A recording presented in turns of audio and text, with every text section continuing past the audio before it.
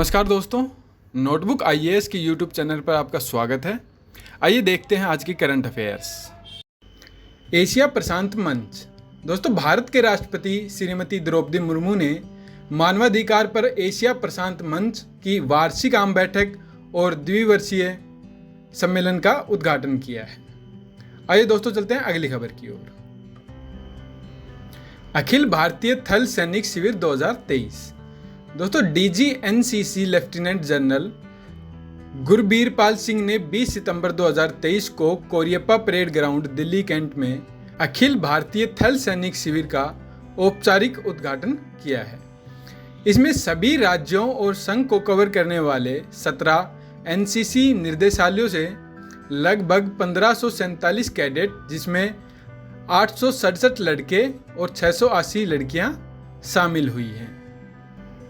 साथ ही शिविर में प्रदेशों के लोग भाग ले रहे हैं, जिसमें 19 सितंबर को शुरू हुए 12 दिवसीय शिविर के दौरान कैडेट शूटिंग, बाधा प्रशिक्षण, मानचित्र पढ़ना और अन्य पेशेवर प्रशिक्षण प्रतियोगिता जैसे कई विषय में प्रतिस्पर्धा होगी।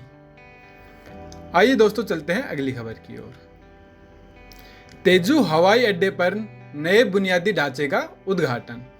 दोस्तों, नागरिक उड्डयन और इस्पात मंत्री श्री ज्योतिरादित्य एम सिंधिया और अरुणाचल प्रदेश के मुख्यमंत्री श्री पेमा खांडू के साथ 24 सितंबर 2023 को तेजू हवाई अड्डे के नव विकसित बुनियादी ढांचे का उद्घाटन करेंगे। दोस्तों, तेजू हवाई अड्डा तेजू शहर में स्थित एक घरेलू हवाई अड्डा है जो एकल रनवे के माध्यम से संचालित होता है। यह हवाई अड्डा 212 एकड़ भूमि में विकसित किया गया है और ATR 72 विमानों के संचालन को संभालने में सक्षम है। अब देखते हैं दोस्तों इस परियोजना के लाभ। अधिक यातायात को संभालने के लिए हवाई अड्डे की क्षमता में विस्तार हुआ है।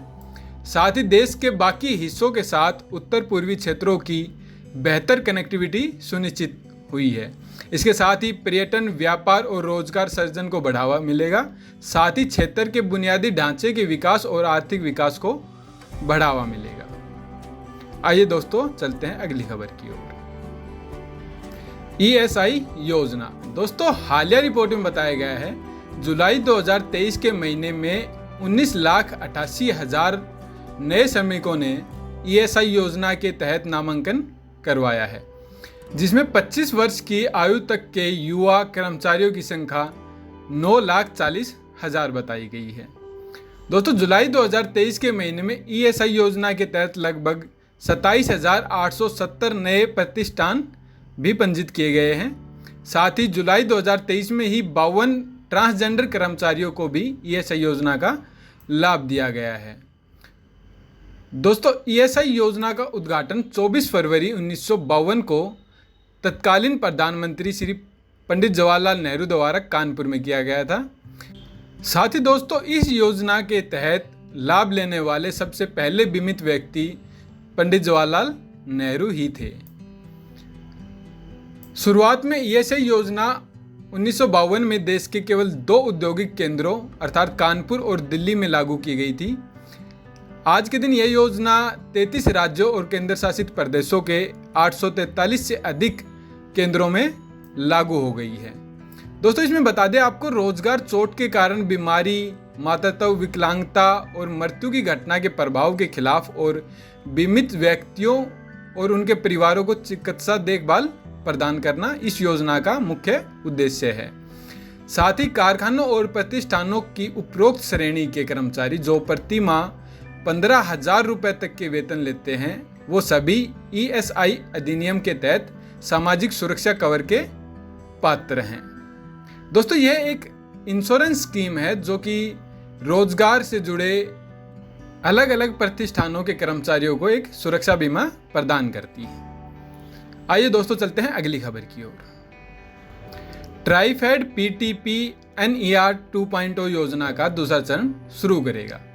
दोस्तों, ट्राइफेड 21 सितंबर 2023 से उत्तर पूर्व क्षेत्र के लिए जनजातीय उत्पादों को बढ़ावा देने के लिए योजना के दूसरे चरण की शुरुआत करेगा।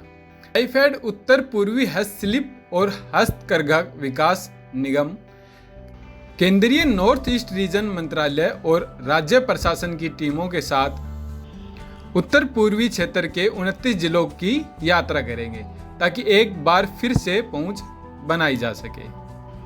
दोस्तों, इससे न केवल आदिवासी कारखानों को राष्ट्रीय बल्कि दुनिया भर में उनकी सांस्कृतिक समृद्धि और विरासत का प्रदर्शन भी होगा। दोस्तों, आपको बता दें, इन टीमों ने अप्रैल और मई 2023 में 64 जनजातीय कारीगर पैनल मेलों का आयोजन किया। इस पहल के साथ ट्राइफेड 44 जनजातियों के 2526 कारीगरों तक पहुंचा था, जिसमें से 1056 को पैनल में शामिल किया और प्रशिक्षण कैप्सूल के लिए 1465 की पहचान की गई। दोस्तों, इसका मुख्य उद्देश्य नॉर्थ ईस्ट रीजन के सांस्कृतिक मूल्यों और साथ ही उनके वहाँ के लोकल प्रोडक्ट्स को बढ़ावा देना है। आइए दोस्तों, चलते हैं अगली खबर की ओर। छठे राष्ट्रीय पोषण माह 2023। दोस्तों, छठे राष्ट्रीय पोषण माह 2023 में भाग के रूप में आंगनबाड़ी केंद्र वर्षा जल संरक्षण पर ड्राइंग प्रतियोगिता की मेजबानी करेंगे। महिला और विकास मंत्रालय पूरे सितंबर 2023 में छठा राष्ट्रीय पोषण माह मना रहा है। इस वर्ष इसका उद्देश्य मिशन पोषण 2.0 के आधार पर जीवन चक्र दृष्टिकोण के माध्यम से कुपोषण से व्यापक रूप से निपटना रखा गया है। दोस्तों, आपको बता दें, महिला एवं बाल विकास मंत्रालय की मंत्री श्रीमती स्मृति जुबैन ईरानी है, साथ ही राज्य मंत्री डॉक्टर मुंजपरा महेंद्र भाई हैं। आइए दोस्तों, चलते हैं अगली खबर की ओर। Green financing. भारतीय नवीनीकरण ऊर्जा विकास एजेंसी इरेडा ने अक्षय ऊर्जा क्षेत्र के नवीन और नवीनीकरण ऊर्जा मंत्रालय के प्रशासनिक नियंत्रण के तहत एक समझौता ज्ञापन पर हस्ताक्षर किया है, जो बैंक ऑफ महाराष्ट्र के साथ किया गया है। वही दोस्तों, आपको बता दें, इरेडा के अध्यक्ष और प्रबंध निर्देशक हैं प्रदीप कुमार दास और इसका मुख्यालय है नई दिल्ली में। साथ ही बैंक ऑफ महाराष्ट्र के अध्यक्ष और प्रबंध निर्देशक हैं AS राजीव और इनका मुख्यालय पुणे में स्थित है। आइए दोस्तों, चलते हैं अगली खबर की ओर। उदयपुर रेलवे स्टेशन का नाम बदला जाएगा। दोस्तों, उत्तर रेलवे के फिरोजपुर डिवीजन में उधमपुर रेलवे स्टेशन का नाम बदलकर मार्टाड कैप्टन तुषार महाजन रेलवे स्टेशन कर दिया गया है। दोस्तों, आपको बता दें, कैप्टन तुषार महाजन 9 पैरा के अधिकारी थे। वह फरवरी 2016 में दक्षिणी कश्मीर के पुलवामा जिले में आतंकियों के साथ मुठभेड़ के दौरान शहीद हो गए थे। यह हमला जम्मू कश्मीर उद्यमिता विकास संस्थान पर हुआ था, जिसके दौरान कैप्टन तुषार सेना के जवानों की रक्षा करते हुए एक आतंकवादी को मारने के बाद शहीद हो गए थे। उनके मरणोपरांत उन्हें शौर्य चक्र से सम्मानित किया गया था, जो उनकी वीरता को प्रमाणित करता है। आइए दोस्तों, चलते हैं अगली खबर की ओर। आसियान संयुक्त सैन्य अभ्यास। दोस्तों, दक्षिण पूर्वी एशियाई देशों के संगठन आसियान के देशों की इकाई ने हाल ही में इंडोनेशिया के दक्षिण नाटुना सागर में अपने सैन्य अभ्यास की शुरुआत की है। दोस्तों, अगर आसियान के मुख्यालय की बात करें तो यह है जकार्ता, इंडोनेशिया में। और साथ ही बता दें, आसियान की स्थापना 8 अगस्त 1967 को थाईलैंड की राजधानी बैंकॉक में की गई थी। अगर आसियान की फुल फॉर्म की बात करें तो यह है association of south east Asian Nations. आइए दोस्तों, चलते हैं अगली खबर की ओर। ISSF निशानेबाजी विश्व कप 2023।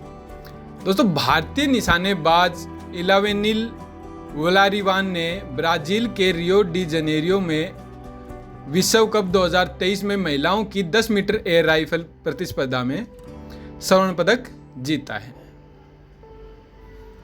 आइए दोस्तों, चलते हैं अगली खबर की ओर। आदित्य L1। दोस्तों, आदित्य L1 ने सूर्य पृथ्वी रेखा के साथ स्थित लैग्रांज पॉइंट 1 के लिए अपनी यात्रा शुरू कर दी है।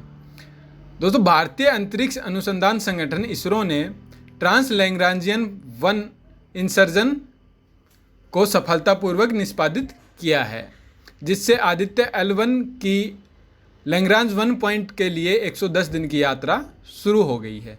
दोस्तों आपको बता दें, लैग्रांज पॉइंट वो पॉइंट होता है जहां पर दो ग्रह, यानी कि अगर पृथ्वी और सूर्य की बात करें तो पृथ्वी और सूर्य का गुरुत्वाकर्षण बल एक जगह आकर के जहां पर नेग्लेक्ट हो जाता है या दोनों तरफ से बराबर हो जाता है, उस पॉइंट को बोलते हैं लैग्रांज पॉइंट।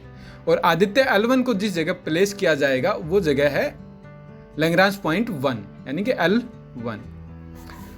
दोस्तों आज की करंट अफेयर में इतना ही। हमसे जुड़े रहने के लिए चैनल को सब्सक्राइब कीजिए, वीडियो को लाइक कीजिए। धन्यवाद।